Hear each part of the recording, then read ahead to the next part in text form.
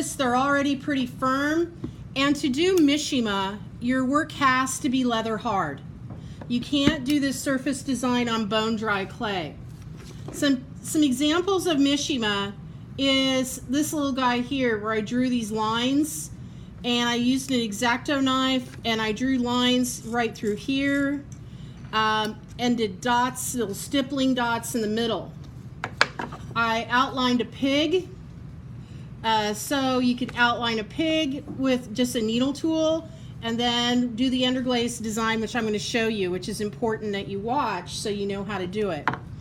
Diana Fate, you can see on the screen, is an artist that I follow. I've taken some e-courses from her to learn some design work. And this is her bottles that she makes where she does Mishima. And these jugs that she sells around $250 to $500 for one of these.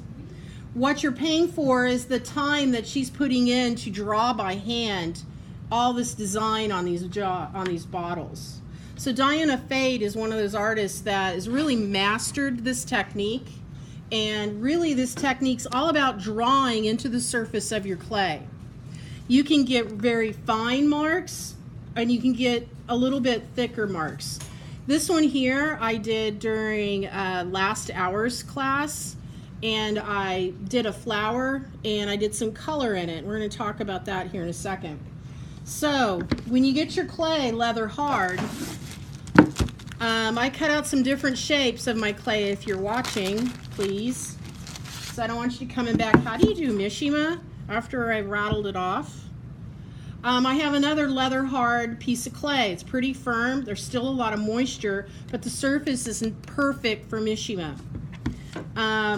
If you're not comfortable with your drawing skills, you could use a stencil. I used a stencil on that previous one. So I think I'm going to do two on this one. I'm going to do a bigger one off to the side. So I'm just going to lay down my stencil on my leather hard clay, and then I'm going to trace around it with the needle tool. Now, I cannot push so hard in my clay that I leave a really wide line. Otherwise, your underglaze is not going to stay in the line when we do this next step. So all I'm going to do is trace around it just lightly. I'm pressing into the clay, but I'm not pressing, you know, half an inch to a quarter inch down. And this doesn't take no time. You can freehand. I do a lot of freehanding of flowers on my coaster sets that I do, and tiles that Ceramics 2 will be doing. But just gently going around. I'm not making them real big. You'll see here in a second. Mishima is a little trickier to do. You need to make sure that, first of all, like I've been saying, your clay is leather hard, but also that you kind of take your time with it. Otherwise, it looks very sloppy if it's not done correctly. So I have already drawn into my clay body, and if you notice, I've got a bunch of little crumbs, so you can see on the side. Take a dry paintbrush.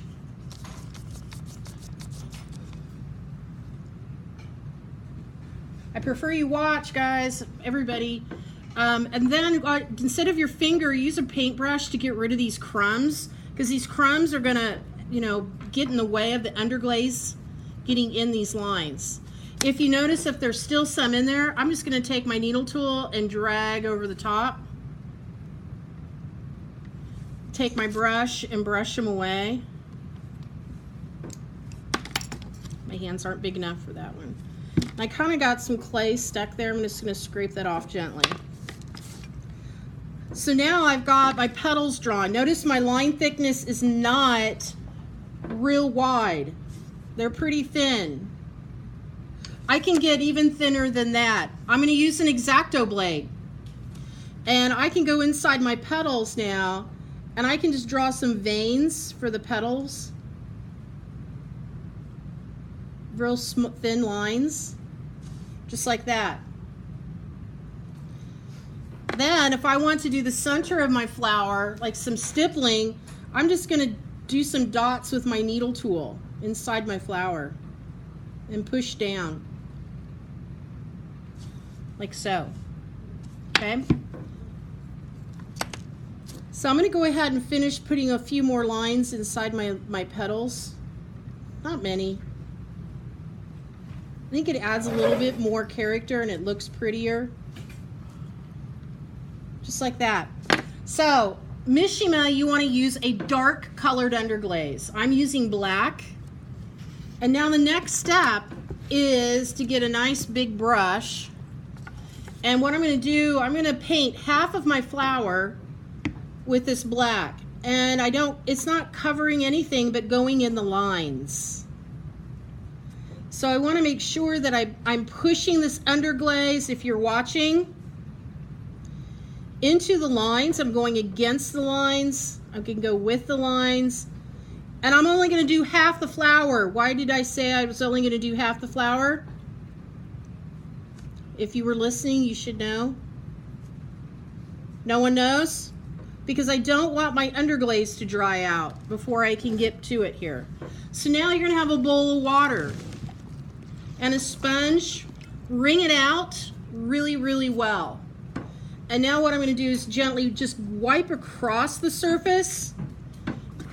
I don't want to rub. If I rub, I'm going to lose my lines. Just like that. Where I don't have lines, I can rub this section real hard because if I want to get rid of that black, like that.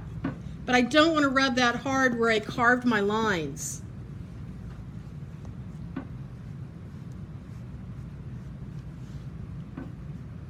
Now if you notice, it looks really gray and it looks like my black underglaze is not in my lines, but it is. That's because it's wet right now. When it starts drying, like this one from last hour, you can see the black around my petals, and that's what we want to see. Now I can go into my petals with some color, like I did the previous one. I used orange first, and all I do is plop out a little bit of orange or just stick my brush inside. What does opaque mean? Does anyone know what opaque means?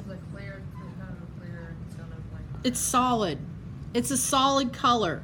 And this we don't want to be solid. We want it to be more transparent. Because I don't want to cover up my little lines I drew on the inside of my petals with color. So all I'm doing is laying down, I'm starting on the inside of my flower, and I'm just kind of brushing some color upward, just like that. When that dries, I'm going to pick a second color. I'm going to use a red because I want to do red on my orange.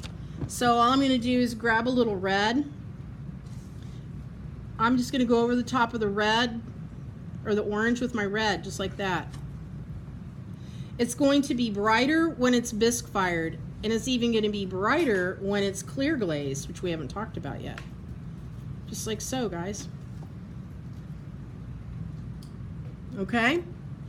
So Mishima is a way to get your drawings onto the surface of your pottery.